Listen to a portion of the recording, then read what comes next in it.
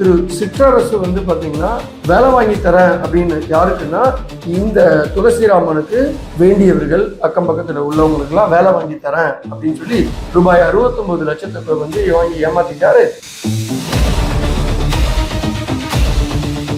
புதியதாக அமைந்த டிவிகே கட்சி ஆட்சி அமைச்சிருக்கு இல்லையா, இந்த புதிய அரசு இந்த குற்றத்தின் மீது கொடுத்த கம்ப்ளைண்ட்டுக்கு வந்து நடவடிக்கை எடுக்க போறாங்களா? இந்த துளசிராமன் என்பவர் யார்? ஏன் சிற்றரசு கிட்ட பணம் கொடுத்தாரு?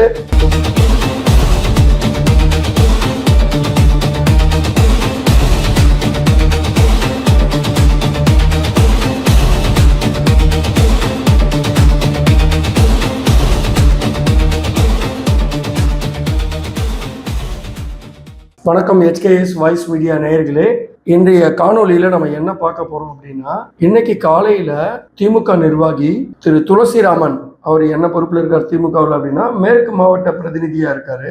ஸோ இவர் வந்து காவல் ஆணையரிடத்துல ஒரு புகார் மனுவை கொடுத்துட்டு இன்னைக்கு ஒரு நீண்ட பேட்டி கொடுத்திருப்பாரு. என்ன அப்படின்னா, திமுக கட்சியை சேர்ந்த சென்னை மேற்கு மாவட்ட செயலாளர் திரு சிற்றரசு வந்து பாத்தீங்கன்னா வேலை வாங்கி தரேன் அப்படின்னு யாருக்குன்னா இந்த துளசிராமனுக்கு வேண்டியவர்கள் அக்கம் பக்கத்தில் உள்ளவங்களுக்குலாம் வேலை வாங்கி தரேன் அப்படின்னு சொல்லி ரூபாய் 69 லட்சத்துக்கு வந்து வாங்கி ஏமாத்திட்டாரு.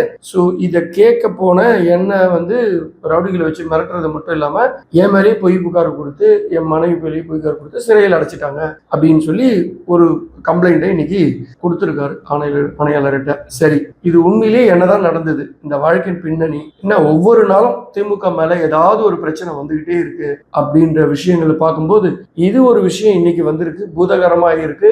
ஸோ இது மீது வந்து காவல்துறை நடவடிக்கை எடுக்க போகிறதா? அதாவது புதியதாக அமைந்த டிவிகே கட்சி ஆட்சி அமைத்திருக்கு இல்லையா, இந்த புதிய அரசு இந்த குற்றத்தின் மீது கொடுத்த கம்ப்ளைண்ட்டுக்கு வந்து நடவடிக்கை எடுக்க போறாங்களா அப்படின்றதையும் நம்ம பார்த்துருவோம். அதே போல இந்த வழக்கின் முழு விவரங்கள் என்ன, இந்த துளசிராமன் என்பவர் யார், ஏன் சிற்றரசு கிட்ட பணம் கொடுத்தாரு, இந்த சிற்றரசு வேற என்னென்ன பொறுப்புல எல்லாம் இருக்காரு, இந்த சிற்றரசு இன்னும் பல பேர்கிட்ட ஏதாவது பணத்தை வாங்கி ஏமாத்திருக்காரா, இதெல்லாம் தான் இந்த காணொலியில நம்ம பார்க்க போறோம். வாங்க நிகழ்ச்சிக்குள்ள போலாம்.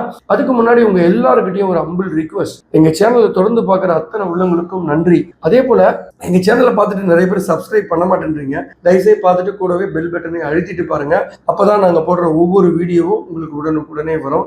வாங்க நிகழ்ச்சிக்குள்ள போலாம். ஸோ இன்றைய காலை தினம் வந்து பாத்தீங்கன்னா, சென்னை மாநகர ஆணையர் அலுவலகத்துல வந்து திரு துளசிராமன் இவர் என்னன்னா திமுக கட்சியோட மேற்கு மாவட்ட பிரதிநிதியா இருக்காரு.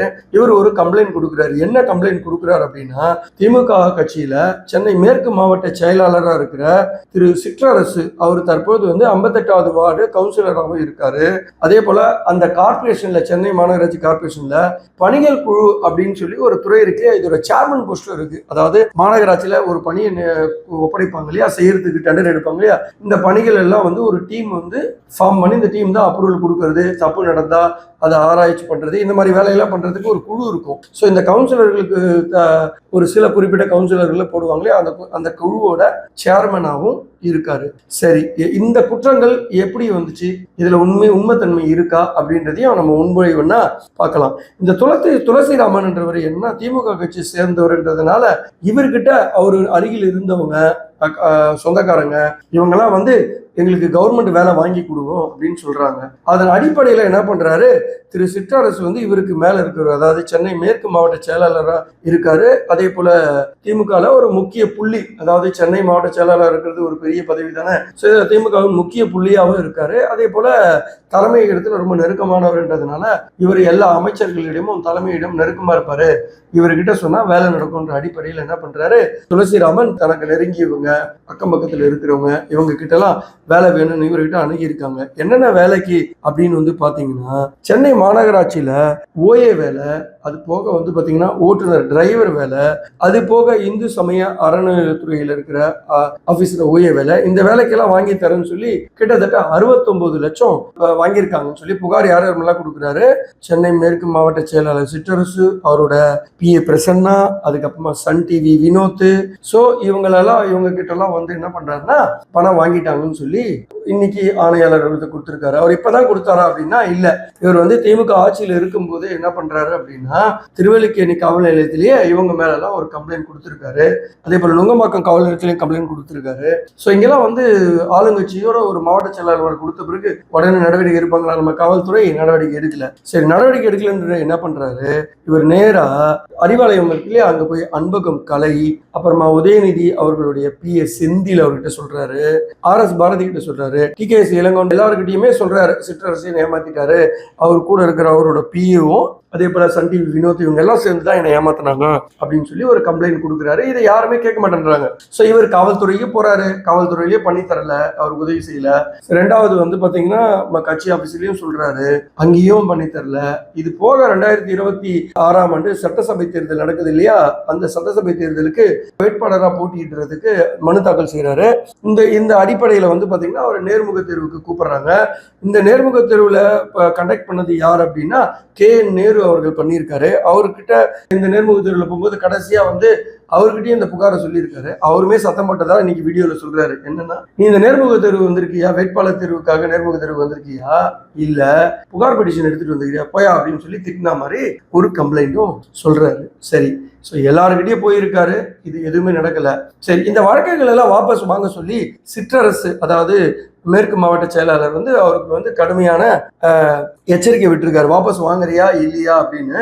காவல் நிலையத்தில் வாபஸ் வாங்க முடியாதுன்னு சொல்லவே என்ன பண்றாரு அப்படின்னா, சிற்றரசு அதிகாரத்தில் இருக்காங்க இல்லையா, ஸோ அவர் வந்து உடனே என்ன பண்றாரு, துளசிராமனையும் அவர் மனைவி மேல இவர் ஒரு ஆளை செட் பண்றாரு. எப்படின்னா, இந்த பணத்தை வாங்கி இவர் எடுத்துக்கிட்ட மாதிரி, அதாவது சென்னை மாநகராட்சியில வேலை வாங்கி தரேன்னு சொல்றது மட்டும் இல்லாம பாரத சாரதி கோயில இந்து சமய அறநிலையத்துறை சார்பா அங்க அந்த கோயில் வந்து கண்ட்ரோல்ல வருது, அதுல ஒரு OA வேலை வாங்கி தரேன் சொல்லி ஏமாத்தினதா இவர் மீதே ஒரு புகாரை கொடுக்க வைக்கிறாங்க.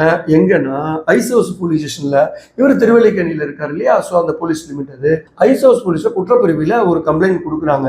என்ன கம்ப்ளைண்ட் அப்படின்னா, இவர் தான் வந்து இந்த மாதிரி பணத்தை வாங்கிட்டு வேலை வாங்கி தரேன்னு சொல்லி ஏமாத்திட்டாருன்னு சொல்லி ஒரு குறிப்பிட்ட ஆளுங்களை தயார் பண்ணி கம்ப்ளைண்ட் கொடுக்குறாங்க.